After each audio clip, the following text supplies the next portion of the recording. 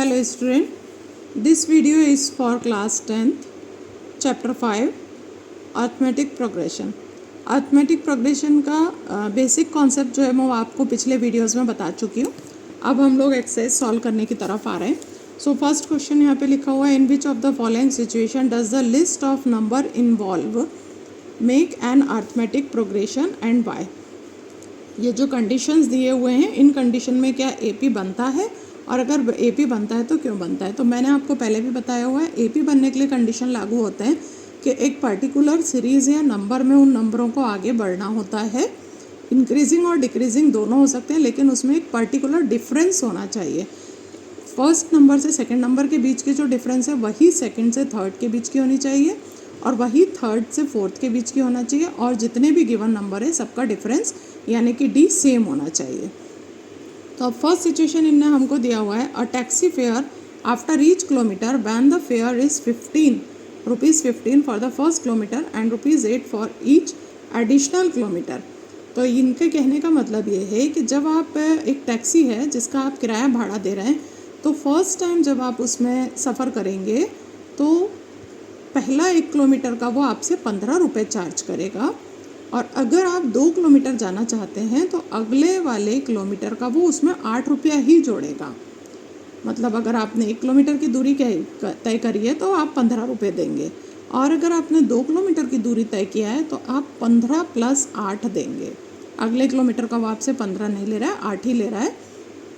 और third kilometre पे जब वो जा रहा है तो 15 + 8 + 8. तो इस तरीके से हम एपी बनाएंगे.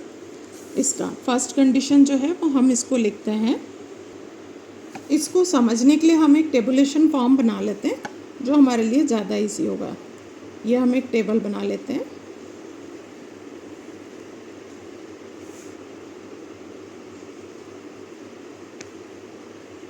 ऐसा, और यहाँ पे जो है हम डाल देते हैं,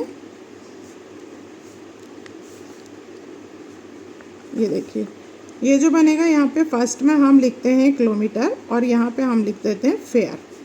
तो जब हमारा किलोमीटर 1 किलोमीटर होगा तब हमारा फेयर होगा ₹15, और जब हमारा फेयर 1 + 1 होगा तो सेकंड में हमारा 15 + 8 होगा.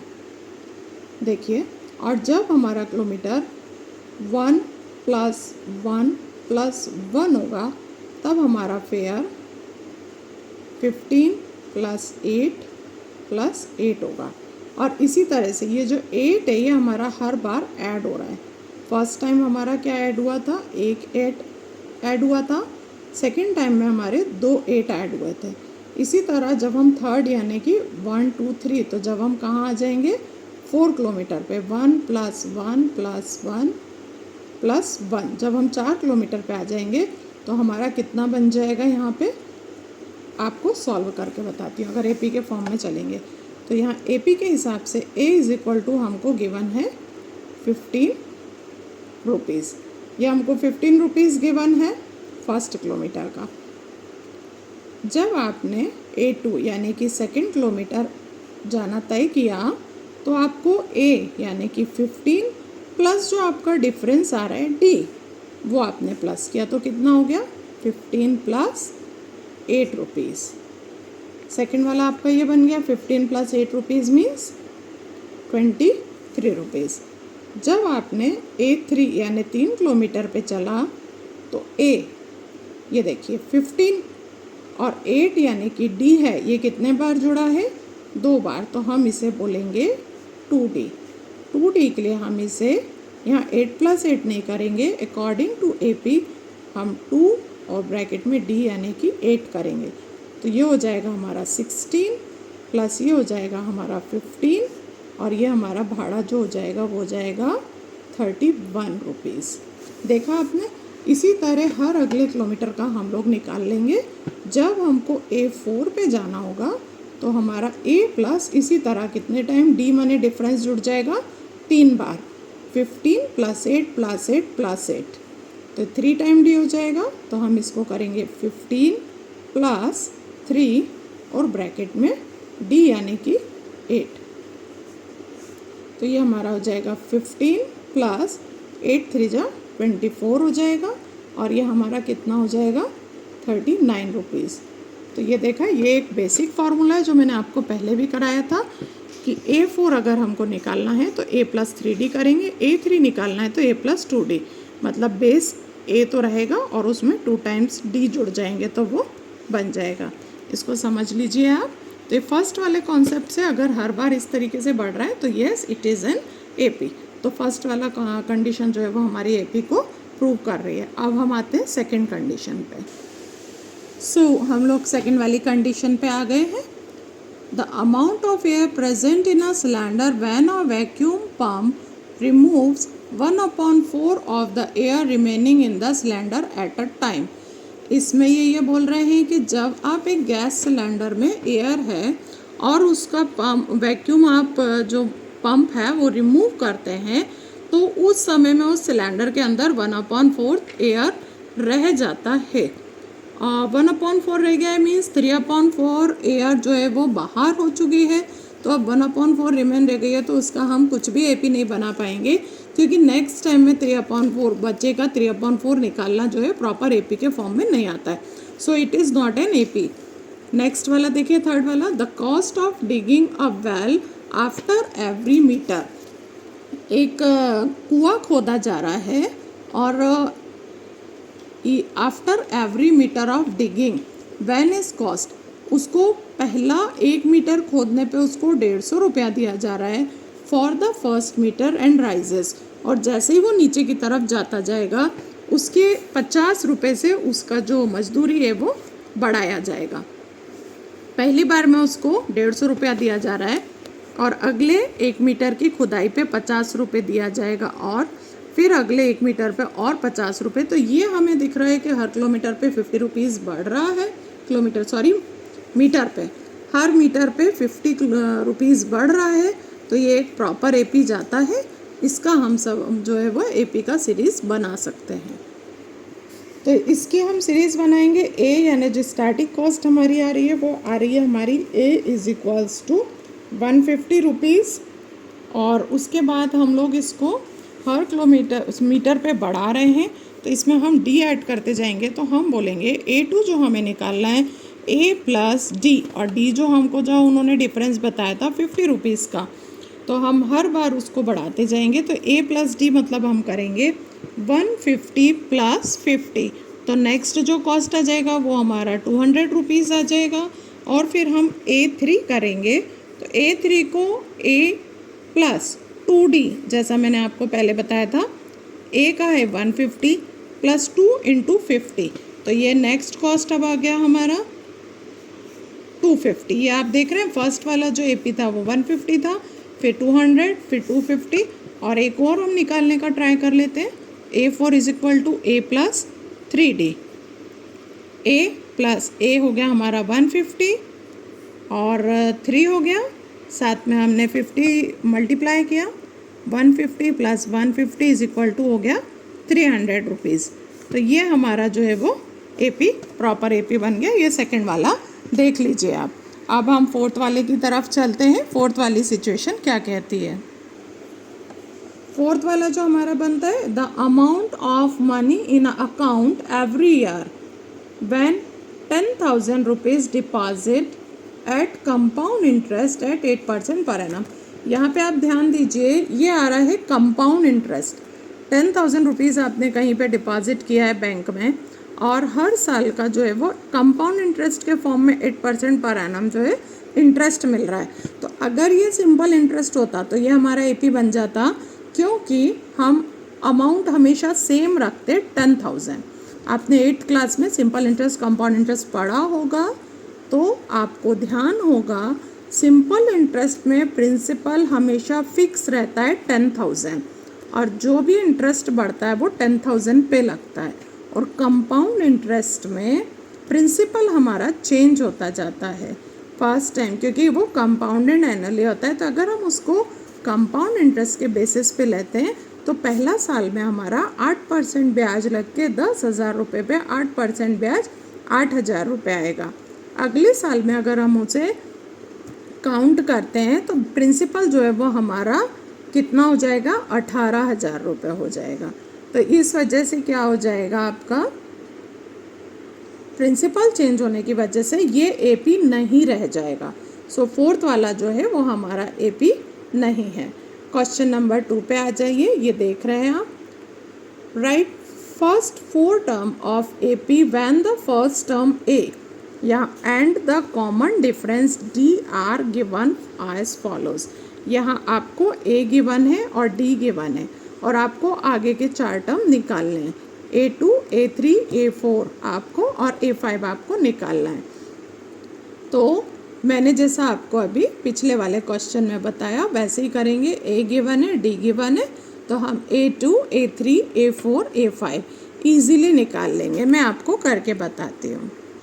तो क्वेश्चन नंबर 2 है जो हम स्टार्ट कर रहे हैं। यहाँ पे आपको पता है फाइंड द फर्स्ट, मैं सिर्फ इतना सा लिख देती हूँ, फर्स्ट 4 टर्म।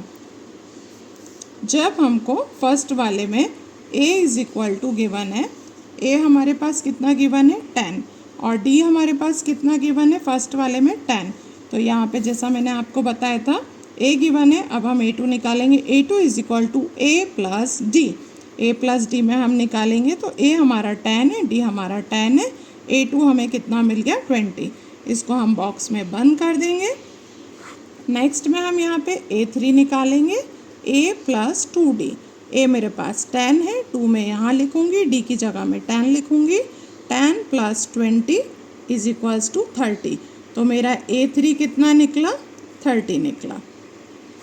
यहाँ पे मैं a4 निकालूँगी, a plus 3d। a मेरे पास a4 निकाल रही हूँ, जो टर्म निकालते हैं वो यहाँ पे लिखा जाता है।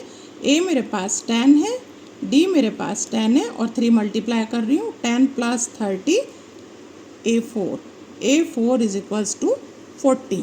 A4 मेरा 40 आ गया और ऐसे ही मैं A5 लास्ट टर्म निकाल रही हूँ इसी का, क्योंकि इन्होंने 4 टर्म्स बोले थे इसीलिए। तो 10 प्लस 4 इंटू 10, तो 10 प्लस 40 और A5 is equals to 50। A5 जो है वो मेरा 50 मिल गया।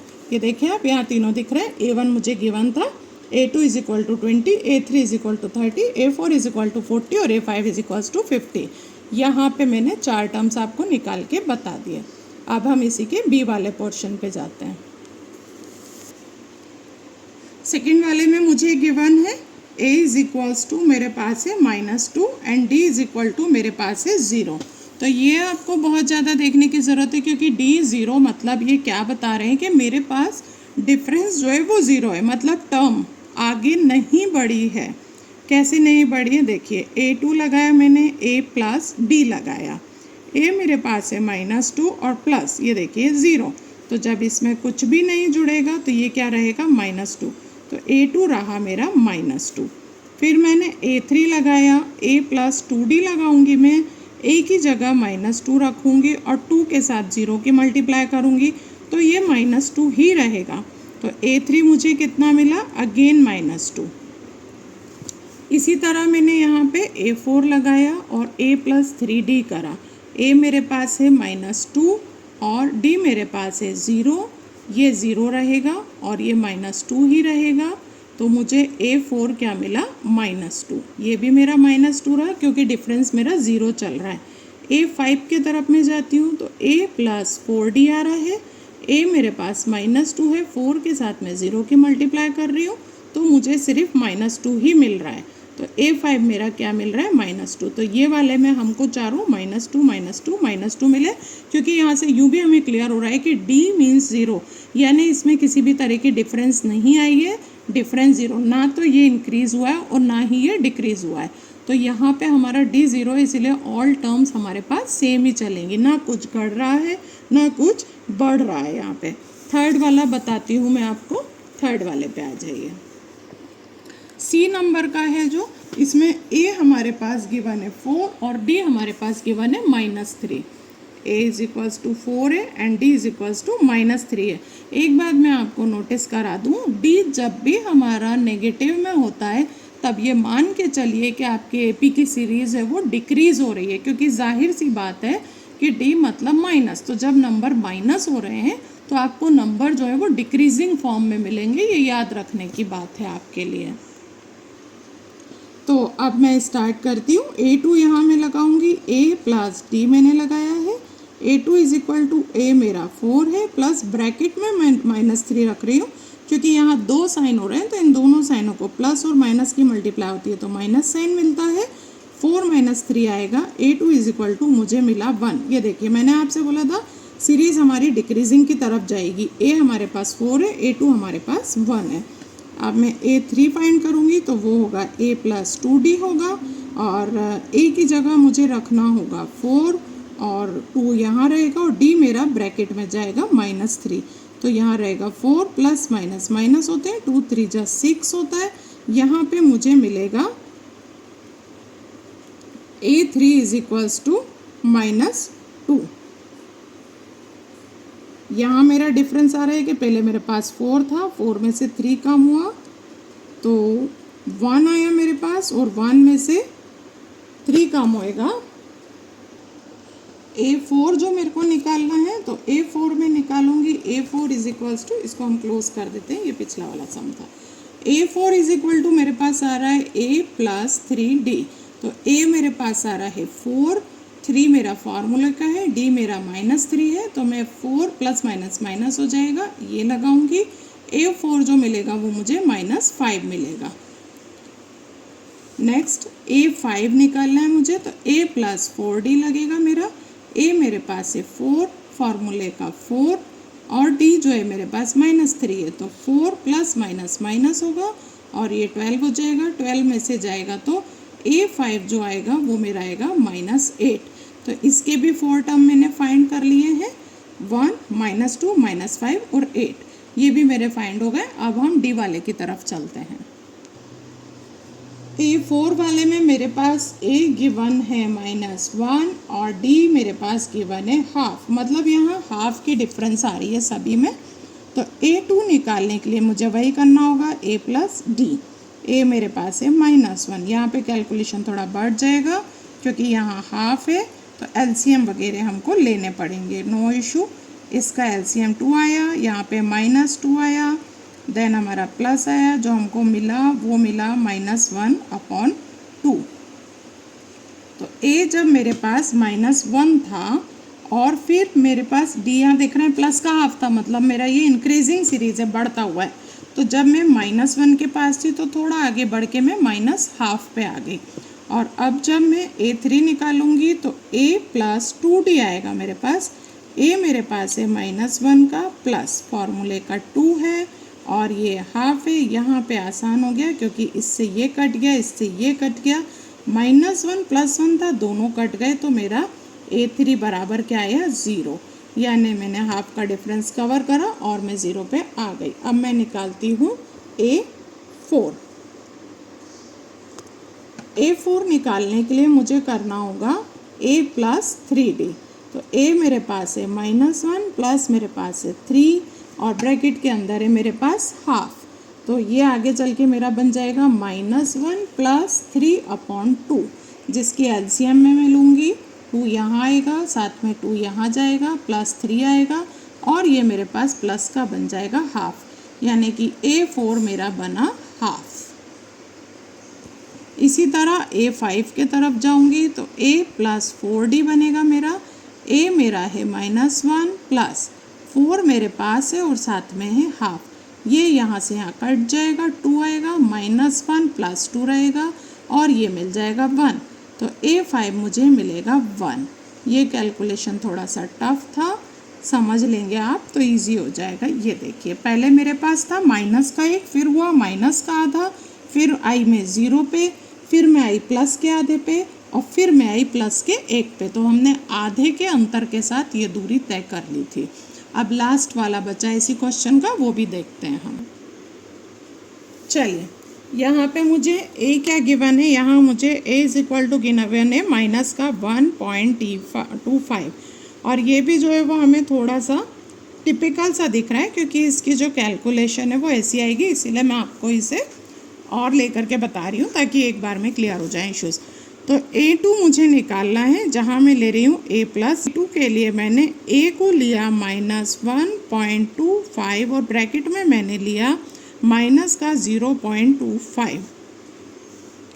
तो A2 मुझे मिलेगा, मैं यहाँ रफ में कैलकुलेट कर लेती हूँ, -1.25 को मैं और माइनस कर रही हूँ 0.25 से, दोनों माइनस के हैं, साइन माइनस की आएगी और साथ में ये बन जाएगा 1.50। तो ये मुझे मिला माइनस का 1.50। ये A2 मिल गया मुझे। A3 पे जा रही हूँ मैं, A+2D मिलेगा मुझे।